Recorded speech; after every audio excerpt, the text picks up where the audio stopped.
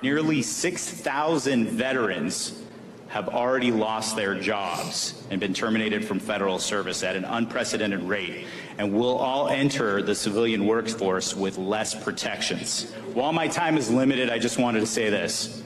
This isn't subjective. This is evidence.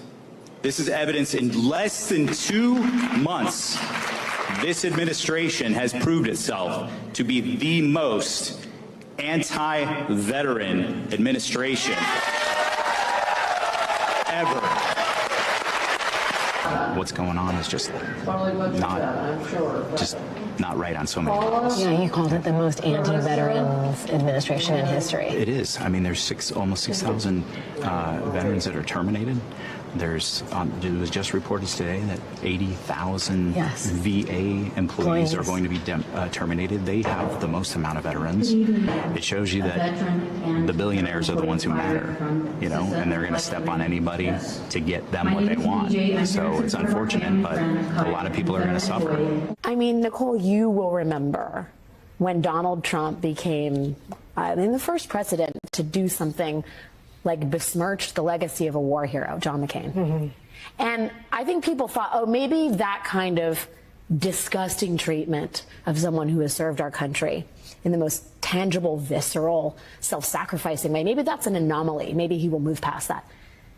This is evidence, the treatment of veterans, right, which was once the third rail in American politics. You would never see a Republican Party targeting veterans, targeting the VA, having veterans come to town halls and say, this is the most anti-veteran administration in American history. The statements Trump made about John McCain, the statements he's made about people who serve, who were wounded in combat, he, as someone who got out of serving this country because of bone spurs, that was not an anomaly, that was an indicator. And you are now seeing the harvest of those seeds. The treatment of veterans is not going unnoticed by veterans themselves. There were a lot of them that spoke up last night, and they... Welcome.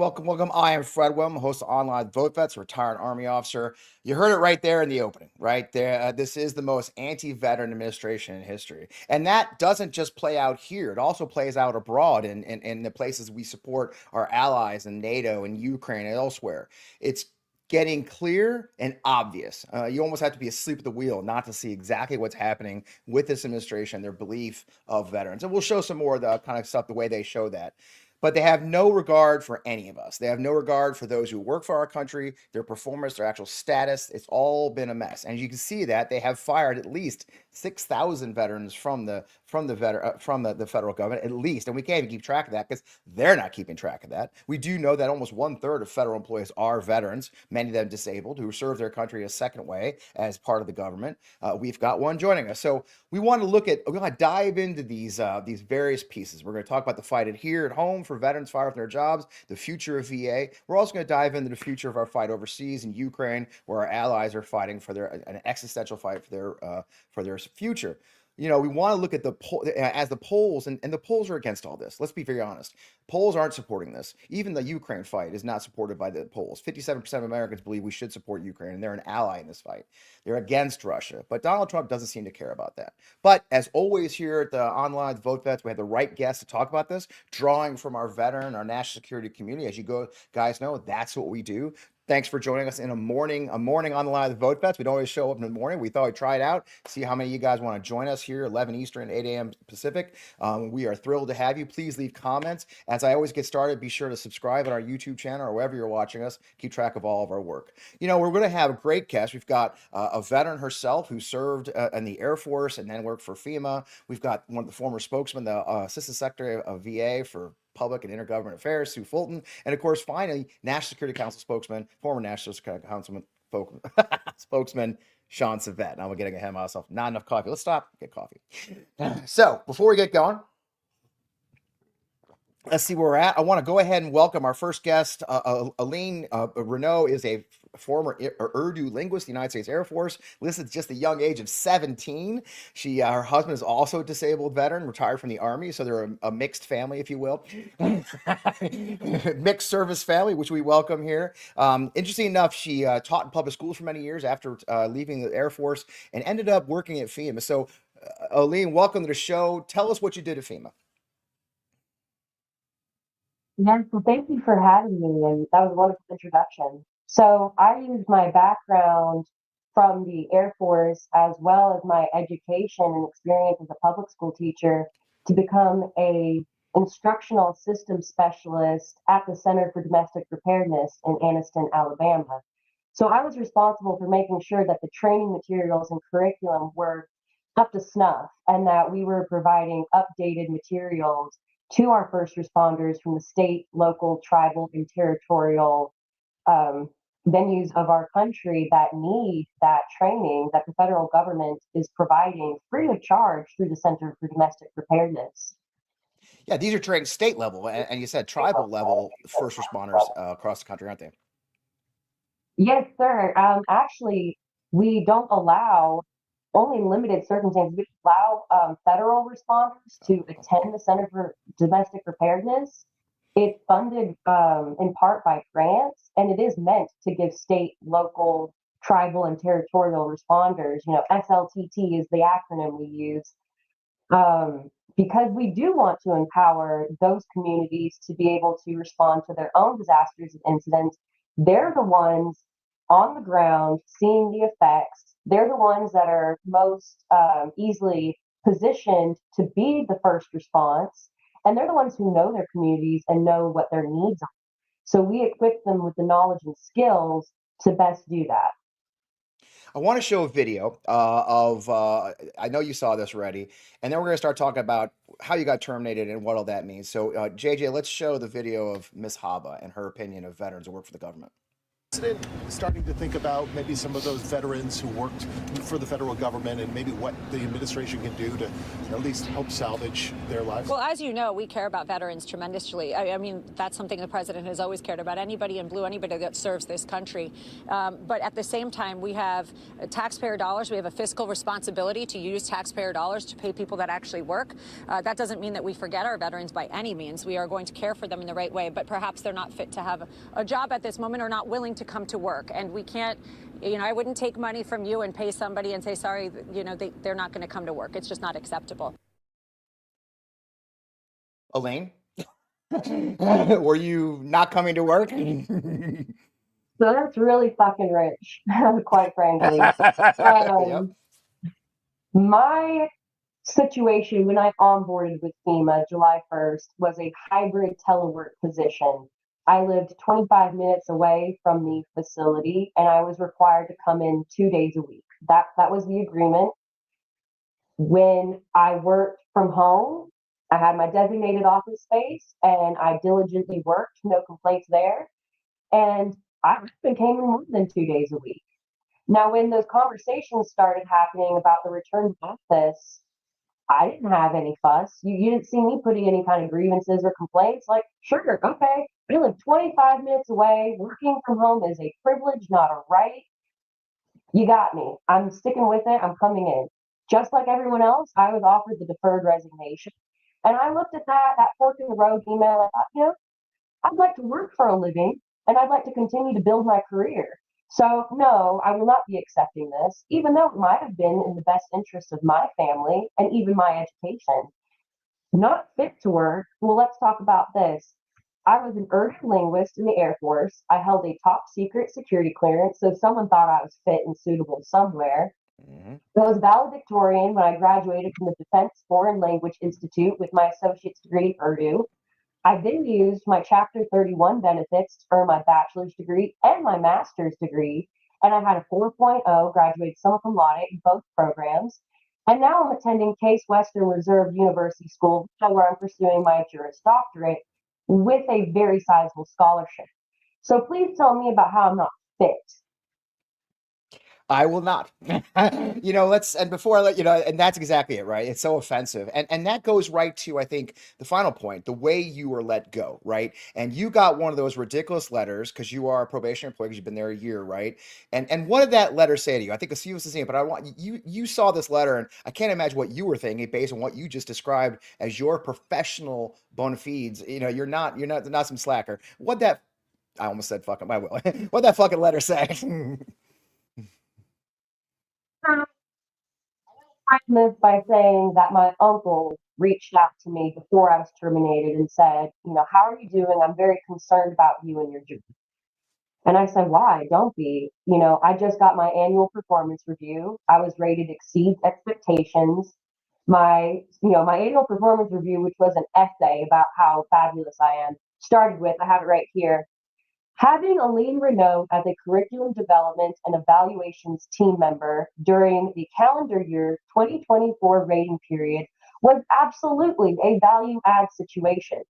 She did not join the team until July 2024, yet almost accomplished what could be determined as a year's worth of work. It starts and it just gets better. So I told my uncle, thinking logic would be applied to this, reduction in force situation. Hey, we're understaffed. I'm doing an excellent job. I was promoted in January. I was rated exceeds expectations both in my field evaluation when I deployed to Hurricane Helene. I was among the first. I was actually the first person from FEMA in Unicoi County, Tennessee. And I was recognized by Deputy Superintendent Eric Hooks for my excellent service. He came down from D.C. to rinky-dink nowhere, Alabama, and personally recognized me. So I thought, there's no way. And then I get that termination letter and it states, due to your performance, it has been determined that it is not in the public interest that you are retained. It also stated, by the way, that if I had accepted that deferred resignation, it was not going to be honored. Probationary employees were determined to not be eligible.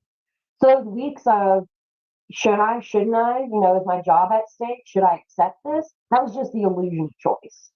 I feel like a lot of people don't know. Well, it's all ridiculous, and you're still fighting it, I believe. Obviously, you got a great future. You're still get your Juris Doctor, could be a lawyer. Also, the wrong person to f with. Someone's gonna be a lawyer. Aileen, what's your fight? I'm gonna let you go. What's your message to our? We have a lot of civilians who watch our show. People support veterans. They don't necessarily know our life, the ins and outs. I mean, what's your message to those who support us in this moment? So I've seen a lot of rhetoric from people that, well, veterans voted for Trump, so they deserve this. And I can tell you, I did not vote for Trump. First of all, I was deployed responding to the disaster, so I couldn't. But I did not vote for Trump. I did not deserve this. I'm not some lazy bureaucrat. And I'm one person, but there are tens of thousands of real life human beings with families who were giving it their all. And a lot of people don't know what probationary really means. They think that there was some sort of punitive action going on there or something. It means one of two things. You were brand new, so you were an eager beaver ready to give it your all, starting your career out. You weren't cynical and jaded yet. Or you were doing such an excellent job, you had the misfortune of being promoted within the last year. Those are the people. So please do just a little research and stop being so judgmental. Nobody deserves to lose their income overnight. Nobody deserves this lack of disrespect, veteran or not. That's the bottom line. This is inhumane, and there is a sincere lack of compassion. I love it. Couldn't have said it better myself, and I did not feed her that talking point. That's one of my frustrations too, is that we're being treated. Aileen, thanks for taking time with us. We really appreciate you. We'll look forward to talking to you again. Thanks for coming to Washington this week and being a part of the Vote Vets community. We really appreciate your voice and all this. And good luck to you and your family as you move forward. No, honestly. See you later. Thanks for Thank you our for next. having me. Man, what a voice. Yeah, I just that really cuts to it, right, folks? We want you to see the face of this. And I love her last message, which we didn't talk about, which is this, is like we see that a lot where, well, veterans voted for this. Veterans didn't vote for this, okay? No one voted to be fired from their jobs or see people who are disabled veterans lose their jobs because of some random kid deciding that they should be fired. I want to bring in our next guest because the other issue we're facing now is we just got word, and I'll bring in Sue and we'll show this video, but the VA, a memo leaked right away because, by the way, VA, veterans talk and we're getting all your memos. Just a word of advice. But having said that, a memo leaked this week. They're planning on cutting 83,000 employees. And let's bring in Sue Fulton. Now, Sue Fulton, I'm a huge fan of. I'm thrilled to have her join us. She's executive director of the Army Women's Foundation. Most recently, she was Assistant Secretary of Public and Intergovernmental Affairs at the VA, oversaw the largest public outreach in VA's history after the passage of the PACT Act, and she graduated with the very first class of women at West Point. Sue, welcome to Vote Vet, Online with Vote Vets. It's great to see you, my friend. Thank you so much, Fred. It's great to see you. And listen, thank you for all you do, getting the word out to help veterans and folks in the military. It's our pleasure. I want to show a little of this video because I want your reaction to this. I know you've seen it. So, JJ, let's show Dougie Fresh talking. The VA has been a punching bag among veterans, Congress, and the media for decades. Things need to change. President Trump has a mandate for generational change in Washington, and that's exactly what we're going to deliver at the VA. In response to President Trump's Department of Government Efficiency and Workforce Optimization Initiative, VA is conducting a department-wide review of its organization, operations, and structure. Central to these efforts is a pragmatic and disciplined approach to eliminating waste and bureaucracy, increasing efficiency, and improving health care, benefits, and services to veterans. This will be a thorough and thoughtful review based on input from career VA employees, senior executives, as well as the top VA leaders. Our goal is to reduce VA employment levels to 2019 in-strength numbers, roughly 398,000 employees, from our current level of approximately 470,000 employees. Now that's a 15% decrease. We're going to accomplish this without making cuts to health care or benefits to veterans and VA beneficiaries. There are many people complaining about the changes we're making at the VA. But what most of them are really saying is, let's just keep doing the same thing at the VA has always done. No, not going to happen. The days of kicking the can down the road and measuring VA's progress by how much money it spends and how many people it employs rather than how many veterans it helps are over. Sue? Thoughts? Yeah, this grates my ass. Look, I got a lot to say. The Veterans Administration, the Department of Veterans Affairs under Biden-Harris delivered more care and more benefits to more veterans than ever before in history. Now, part of this is because they got the PACT Act passed. Right. And a lot of credit's got to go to Biden-Harris for making that happen.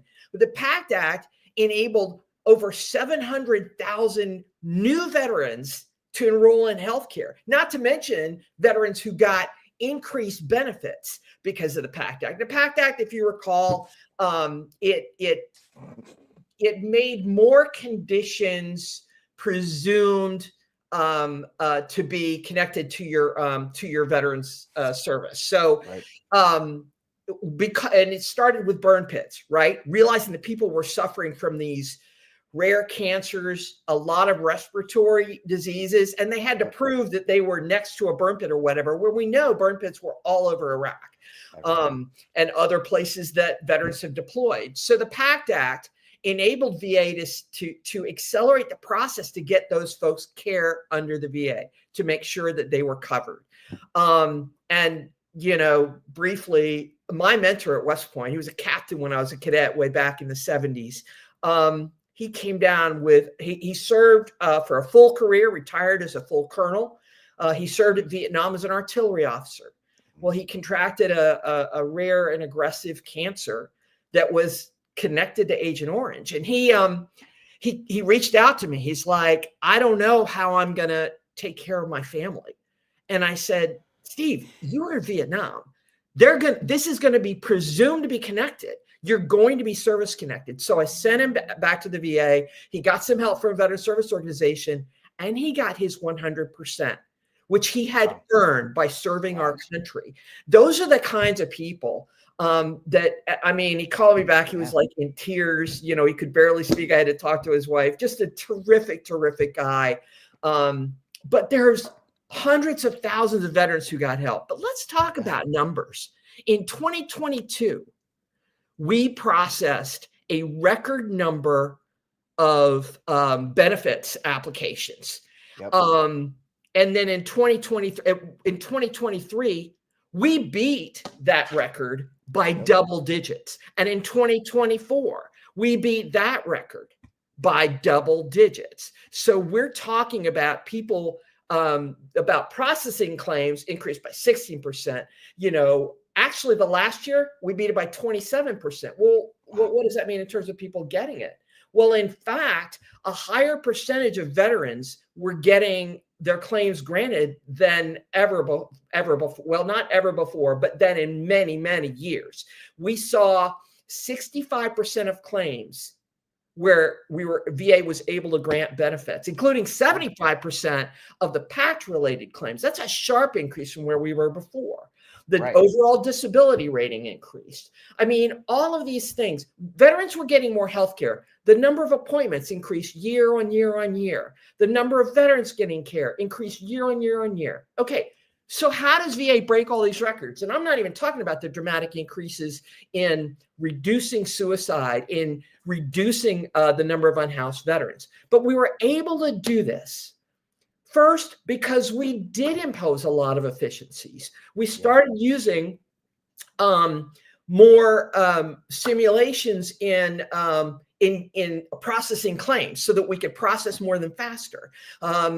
We were using electronic health record, but we're also able to add different kinds of appointments. We added evening appointments. We added online appointments. Yep. We also, very big point, hired people. They can say, we're not going to cut benefits. Well, if you cut the people who are processing and granting benefits, then you're not going to be able to get veterans the benefits that they have earned and deserve. If you actually cut the, didn't they cut inadvertently, at least supposedly cut the contractor that was processing the claims faster? Didn't they? I mean, like last week, and they had to bring it back, and they realized they literally cut the people who were making the record number of claims being working, right? Absolutely. They keep saying, well, we're not cutting essential. They're absolutely cutting. They're cutting people who work on VA's crisis line. One of the things that we did was you used to have to know the 10-digit number to call the VA crisis line. And when they implemented 988 for suicide prevention as a crisis line, they made it easy to do 988 press 1 for veterans in crisis. And that would connect you with a trained veteran to help you. The VA crisis line increased calls by 23%. People are like, oh my gosh, more veterans in crisis. No, more veterans are able to get help, to reach out and get help. And they cut the people on the crisis line. Yep. They literally cut people who are helping veterans in crisis. And it seems like we're getting a word game. What you saw in the video, and the video goes on for 4 minutes, but I don't want to hear that guy. He says a lot that they're not going to cut benefits and healthcare, but it feels like a word game, doesn't it, Sue? I mean, you could literally say, well, we're just going to give you checks and that's it, or we're going to send you out in the civilian healthcare system. Like, I mean, it feels like they're playing a word game because they're actually going to impact the ability of VA to service veterans, and that's going to hurt all those things. But do you think we're in a word game here? I mean, it feels like we're in a word game. Well, yes. And then there's the bigger game. The bigger game here, which you know as well as I do, that many of these MAGA folks have been pushing for, is they want to privatize VA healthcare. They want to put VA out of business to send these folks to the private sector. But here's the problem. Veterans get better care at VA by every measure. You look at the trust scores. You look at veteran satisfaction levels at VA versus outside VA. Look at the hospitals. In the CMS study of hospitals across this country, about 40% of hospitals get a 4 or 5 star rating. 79% of VA hospitals get a 4 or 5 star rating. So they want to send veterans into the community, even though veterans don't get as good a care. They're not seeing practitioners who understand the issues veterans face. So and I got a note here, Sue. And I got a note for one of my colleagues. I won't name her here, just protect her privacy. But she posted just yesterday. My partner is a paralyzed veteran, was taken to a private hospital via ambulance this week. There were sick people laying on the floor of the waiting room. The ER was flooded with stretchers. There were no rooms left for admissions. I was told maybe next time you should go to the VA. Well, guess what? They dismantled the spinal cord unit at the nearest VA, and they're always short on beds. When there isn't enough VA left for us to go to do privatization, what's going to happen? Your efforts are going to improve anything, is what she's saying. Pushing us to private health care that is already saturated and dysfunctional isn't going to work for a lot of us. The people who hurt the most are those most vulnerable, like those with spinal cord injuries. I mean, those are the testimonies of actual veterans, because Yep. these guys speak. I had a good friend who's an aviator, and aviators are famous for our bad backs. Why would a pilot have a bad back? You guys aren't carrying loads, because the old aircraft designed in the 50s weren't designed for actually human beings to fly them. And so we would hunch. And my buddy was a scout pilot like me. He went to the VA, and the doctor's like, bad back. What'd you do? He goes, oh, I was a scout pilot. He goes, oh, you got scout back. And that's the nature of the VA, right? They understand and implement healthcare, knowing our system, or knowing what we go through, don't they? Yeah. I mean, look, veterans who have outpatient care at VA, their trust level is 91.8%. Across veterans, veteran trust in VA is at an all-time high of 80.4%. Look, back in 2016, it was only 55%. So the secretary, I can't even say his name. What did you call him? Dougie Fresh. I love it. Dougie Fresh. All the staff call him Dougie Fresh. Yeah, I mean, he's trying to do this. Oh, things are as bad as they were way back in the day. And in fact, veteran care has never been better at the VA, and they are dismantling it. I want to say they want to dismantle it. They are dismantling it. And I 100% agree. This is the most anti-veteran administration in history. Yeah, I think that sums it up nice. A great place to wrap. And that's it. I mean, there's just no way to justify that you're going to cut 83,000 people and care is going to improve. And what bothers me, and that final point I think I'm making, you can chime in, is they picked the number before they did. I mean, think about what, and he admits it in the video. He goes, we're going to cut 15% to 2019 levels, but we're going to go through a thorough review. Like, wait a minute. The thorough review should go first, right? And then decide if people need to be cut or who that would be. But they came in with a number. Now they're going to examine how, who that's going to be, right? So the whole idea, they actually came in planning to cut 80,000 no matter what. You've been in the government, you've been in the private sector. That's not how it works, is it? I mean, no, the biggest lie in there was him saying, we're going to do a thoughtful review. Yeah. They aren't. They are cutting with, like, they're just slashing people. Like I said, the veteran crisis line, the people who process benefits, this is almost, you could not have planned a worse impact to veterans than what they're doing. And I will tell you, all that data was available on the VA website, but of course they've taken that I've given you. Of course they've taken it down because they don't want people to be able to find out how good VA care was before they started demolishing it. Well, we've got voices. We're going to use them. We've got professionals like you, and you served our country twice, 3, 4 times. You keep to serve. You've never stopped. So I appreciate you, Sue. Thanks for joining us. Where can people find you before I let you go? I forgot to ask Aileen. Oh my gosh. I'm Sue Fulton on Blue Sky. So I think it's Sue Fulton, no punctuation, .bsky.social. All those things. Yep. Great. We'll hunt you down. Sue, man, thank you for diving on the grenade for us. You just jumped in today, and I appreciate you altering your schedule to talk to our viewers, and keep up the fight. Glad we're at the fight. I love you, Fred. Take care. Talk to you soon. See, there it is. The numbers don't lie. So what they did was they erased the numbers. That's the game. And then I want to make one point now that Sue's left too, is they want us, for those who are veterans in this, who are veterans, if you're on social media with veterans, you'll go on X, you'll go on other places, and you'll see they're trying to split us up. The goal is to get MAGA veterans versus liberal veterans versus not, the fact is they want us to fight each other, divide and conquer, and then dismantle. Okay, that's how they did. That's how Saddam did it in Iraq. Okay, he had the Shia fighting the Sunnis fighting the Kurds. Everybody hated each other, and he just sat on top of the ashes. They're doing that now with us. They're doing that with our care for our veterans and our most vulnerable partners. I know people keep saying that veterans voted for this, but let's be very clear even if the fake, I believe it's a fake number, by the way, the polls were wrong. 65% of veterans voted, but that's of people that voted, okay? There's 16 million living veterans right now. Many, if not almost a majority, are above 65, 70 years old, okay? If you get those numbers right, only about a third of the actual living veterans voted for Donald Trump and voted for any of this. And I don't think they voted to dismantle VA. So when you tell a veteran, when they say things like this, well, that's what they wanted, let's take a step back. Because I assure you, the 90-year-old Korea War veteran in a nursing home in upstate New York didn't want his care to be ended and have him thrown out in the streets. Because, folks, that's what's happening. So I want to turn to another aspect of all this that's going on, because the other thing the Trump administration is doing, because they are doing a lot, is destroying our relationship with Ukraine, undermining our allies in Ukraine, and veterans overwhelmingly support the Ukraine in their fight, overwhelmingly support NATO. Many of us served overseas in Europe.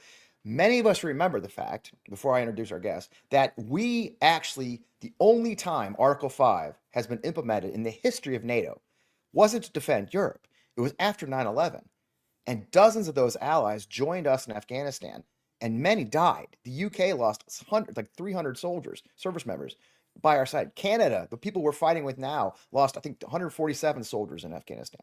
Those are our allies. So I want to welcome our next guest. He's former National Security Council spokesman for Sean. You were in the White House the whole 4 years, I think, weren't you? Sean Savett. He's, I talked to him last year. I think you were a deputy, then you're an. So Sean, of course, has a long background in national security, and we've talked before about Ukraine. Sean, welcome to Online with Vote Vets. Great to have you, brother. Great. Thanks for having me, Fred. It's good to be with you all, and good to be joining Vote Vets, which is a terrific organization. Thanks. We appreciate that. I want to open with this latest news, because it's always something, right? And it is Friday. We just got reports that were confirmed that the Trump administration actually went out and was approaching opposition party members in Ukraine, weren't they? Can you tell us a little bit about that and just how insane that is? Absolutely. So I read that report yesterday as well, and it's a bit concerning here. It seems very clear that the Trump team is actively trying to undermine Volodymyr Zelensky. I mean, this is the leader of Ukraine, as you all know, who's rallied the world, who's bravely defended his country for the last 3 years against Russian aggression in a war that Russia started, which no one needs to remember except for Donald Trump, who seems to conveniently omit that fact. But it's pretty concerning what they seem to be doing here in Ukraine. And there's 2 points I want to make here. First, it would be immensely difficult for Ukraine to hold democratic elections right now in the middle of a wartime. This is something that we discussed with the Ukrainians over the course of several years when I was in the Biden administration. You have millions of people who've been forced to flee their country because of Russian, invasion, missile attacks, drone attacks. There were 200 drones that were fired at Ukraine overnight last night. So this is an active, dangerous situation. You also have millions of Ukrainians who are living in Russian-occupied territory, who the Russians would definitely not permit to vote in a Ukrainian election. So you have a situation here in which a lot of Ukrainians would not be able to participate. And then you would have Russian cyber attacks, Russian influence operations. I mean, Russia has tried to influence our elections. They've tried to cyber attack elections in Moldova and neighboring countries. They would absolutely try to do that for Ukraine. And that's something that the Trump administration seems to be ignorant of. But the second point here I want to make is that it is not uncommon for administration officials, for State Department officials, for instance, to be in contact with people in an opposition party, because, you want to be gathering information on behalf of the U.S. government. You want to better understand, what's going on in society. But what is inappropriate is trying to actively interfere in another country's politics and influence that. We certainly don't welcome it when other countries try to do it here. And that is what I assume, based on the report, is what the Trump administration could be trying to do. And that is concerning. That's pretty scary stuff. And then we also heard that they've frozen intel sharing with our allies. And that's that one. It's funny. A lot of us who are national security professionals in our past lives, that one was kind of shocking to a lot of us who've really been, aware, because that's how they were getting warned of missile attacks, right? I mean, exactly. we have so you're talking a direct way to influence the loss of lives now, right? Exactly. And just to explain to everyone listening here, that in particular is very significant, the United States freezing any intel sharing, because we warn Ukraine if we see Russian movements, if we see Russia preparing to launch a range of missiles at Ukrainian cities, so that way Ukrainian civilian authorities can prepare to set off the air sirens. They can send the alerts to warn people, get to a bomb shelter or somewhere safe, because there could be an impending attack. And it also helps Ukrainian forces on the battlefield. So I saw headlines this morning that Ukrainians appear to be suffering losses in the Kursk region in Russia, where the Ukrainian forces are battling Russia. Well, we collect information about what Russia is doing, and we can assist Ukraine with their battlefield operations there. And that could be a significant impact as well. And so, that is, I'd say the lack of intel sharing is even more significant than the pause on weapons deliveries, which the Trump administration also announced last week. Now, in the final months of the Biden administration, we did everything we can to put Ukraine in the best possible position, because there's the key thing that Donald Trump is trying to drive here is he says he wants peace. But the way this war ends really matters, because we all want peace. We all want this war to end. Everyone wants peace, right? Exactly. No one wants more civilians to lose their lives. And Volodymyr Zelensky has been saying this repeatedly for the past week to remind people. Yep. But the way this war ends truly matters, because that peace, whenever it happens, needs to be sustainable. It needs to be long-lasting. So Vladimir Putin doesn't just spend the next year or two resting and refitting his army and then invading again. It can't be another ceasefire that he breaks, which he did 25 times in the interceding years between Ukraine and Russia, because a lot of people don't remember that this war actually started in 2014 with Russia invading Crimea and then having its proxy forces invade in eastern Ukraine. And there's a difference between peace and appeasement, because we want this war to end in a way that Ukraine is a strong and independent nation for a long lasting. What we don't want to happen is for us to force Ukraine into a deal that appeases Russia, in which Putin is emboldened. He thinks he can then take further states. He can invade our NATO allies, and in which dictators around the world see what happens and they think, oh boy, the United States is going to let me get away with it if I invade my neighbor too. I mean, Xi Jinping is watching what happens in Ukraine and thinking about how it impacts his, potential plans for invading Taiwan. And if Xi is emboldened, if dictators around the world are emboldened because they think that we've forced Ukraine into a bad deal and appeased Putin, that's a more dangerous world, and that's a world in which Americans are less safe. And I think that's a really important point for people to understand. And Americans are. I think people forget. We talk about Taiwan a lot. We talk about Ukraine, but I think about my very first assignment in the Army was in Korea. And right now, Trump is already starting to drag on Korea with tariffs and stuff. So we know that North Korea sent troops to Ukraine of all things, which is insane. So yeah, I imagine Kim Jong-un, whatever it is, the little guy, his buddy is looking at that too, saying, well, maybe it's time finally, because the U.S. is not standing by. But there are thousands of U.S. troops in Korea. I mean, these are really, when we say they're putting American lives truly in danger, they truly are in this case, aren't they? Yeah, I mean, we certainly should not assume that Kim Jong-un sent tens of thousands of his special forces to Ukraine out of an act of charity. He's not doing that because he wants to help his buddy Vladimir Putin out with nothing that he's going to get back for it. He wants his troops to get training. He wants his troops to get practice and experience. He wants to see how they interact on the battlefield, and he wants to build goodwill with Russia here. And we're seeing this this axis emerge of North Korea, Iran, China. They're all enabling in some way, shape, or form Russia's war in Ukraine. And that's where it's so disconcerting to see the United States siding at the UN, for instance, in the Trump administration last week. They voted with Belarus, Russia, Ukraine, Russia, China against Ukraine. And that is really disconcerting. Yeah, it's for me, a guy who joined during the Cold War, which is embarrassing. Nobody ever knows how old I am. Sorry, folks. But I saw first time I raised my right hand was 1983. I was 17 years old. Reagan was president then, and to see us voting at the UN with our enemy, I mean, there's just no way to put it. Our implacable enemies, the evil of the world, was a shocking turn, and it does send a message to the world of where we stand. And so that last one thing we talked about before I let you go is now it's affecting our European allies. I know France is talking about providing. France is really stepping up. I mean, UK and France even talked about possibly putting in troops, which caused J.D. Vance to, of course, offend them by saying they haven't been to war for 30 or 40 years, which is even though they fought with us in Afghanistan. Right. I posted. I've got the graphics somewhere. I mean, that 2,000 of them died in Afghanistan. That these little pipsqueak countries, tiny Lithuania lost troops in freaking Afghanistan, and then once again he smears them. But it is causing an alignment in Europe that won't include the U.S. And there are some really long-term implications there, aren't there?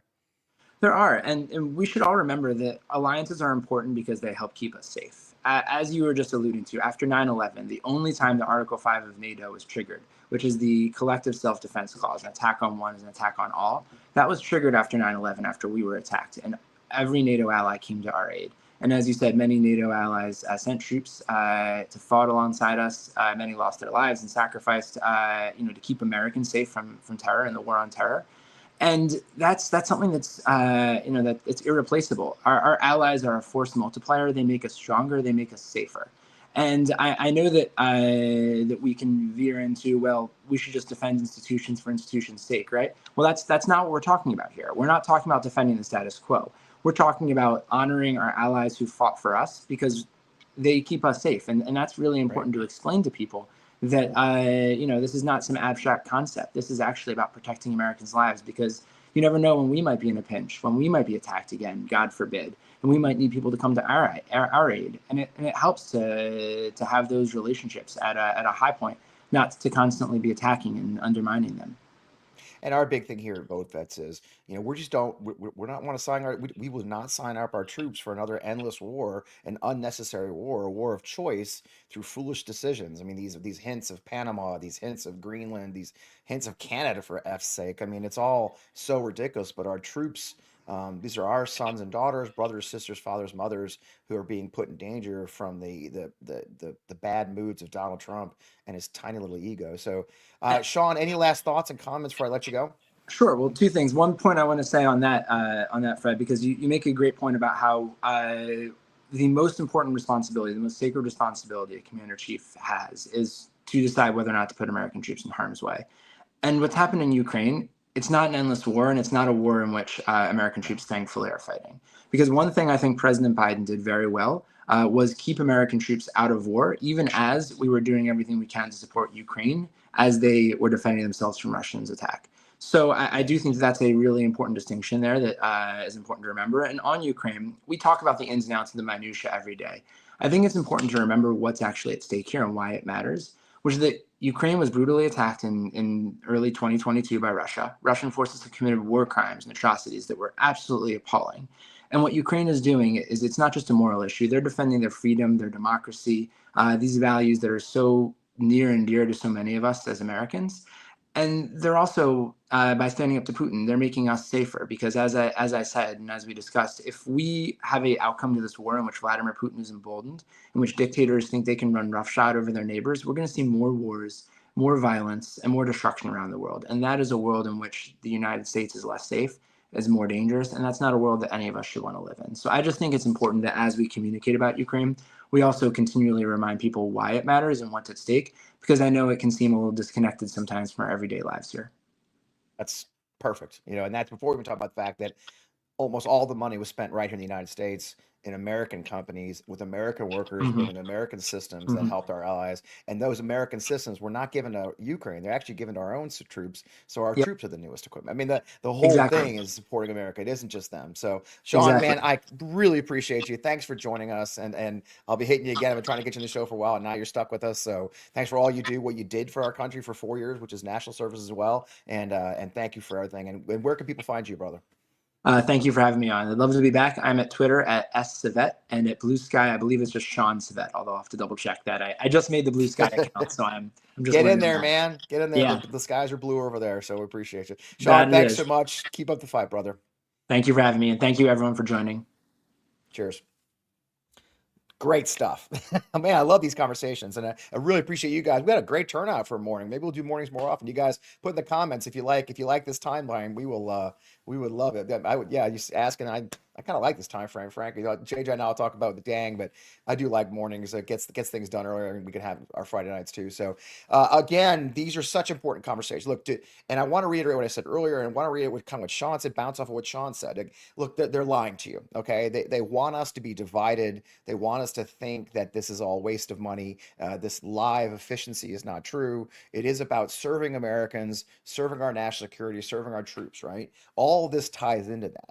And we talk about veterans, obviously Vote Vets. We always talk about veterans, but if you want a canary in the coal mine, our community is that. Because in the end, the thing they teach you in Military Science 101, which I learned as a young kid, okay, a young buck in 1983 at West Point, one of the first things they teach you is that an all-volunteer military is a direct reflection of the society it represents. In other words, they're us. Those who serve the military today are us. They're your sons and daughters, brothers and sisters. My father served in World War II. My son served. My son-in-law still serves. That's who the military is. So when they are being attacked, it's an experiment by our opposition. They're dismantling our American society. And the good news, though, is that we all talk to each other. So when we get the memos pretty quick when Doug thinks he's sneaking around on us. So with having said that, I got to give you the most important pitch of this whole show. Please subscribe to our YouTube channel. We're trying to grow our YouTube channel, getting bigger by the day, so we reach more people with the messages that are key. We're having breaking news daily now. So unfortunately, you're going to see a lot more of my face and a lot of our VoteVets peers and partners and the very smart people that do research for us or work. You're going to see veterans like Aileen and others. We brought half a dozen veterans to Washington, D.C. this week to meet with the senators and elected officials on Capitol Hill the day of Trump's speech. They actually had some really great conversations with those who represent us. So important. That's the kind of things that VoteVets does. So that happens because of your donations as well. If you go to votevets.org, our website, you can donate. There is merch on our website. We have great merch. You know, I got this. We got some Ukraine shirts. You know, that's all on our website. We have a great store. We got some great stuff, cool hats. You see Aileen's wearing one of our hats. You know, so we got great stuff at VoteVets. We got lots of cool t-shirts. We would love to have you. Somebody asked how they can organize. We are organizing quickly. There are some marches coming up for veterans. I know my own local a number of organizations here in my area are going to meet at the VA next week to show our support for our VA and our VA employees and our veterans. So you can find those locally. We'll do our best to start getting those out to you. In the meantime, be sure to, again, subscribe so we can keep you up to date in the latest. Follow us on all the social networks, VoteVets everywhere. It makes it super easy at VoteVets. That's where we are. In the meantime, we'll see you again next week looking for shorts and breaking news. And of course, right here on Fridays with On the Line with VoteVets. I am Fred Wellman, retired Army officer. Thanks for joining us. We'll see you soon. Keep up the fight.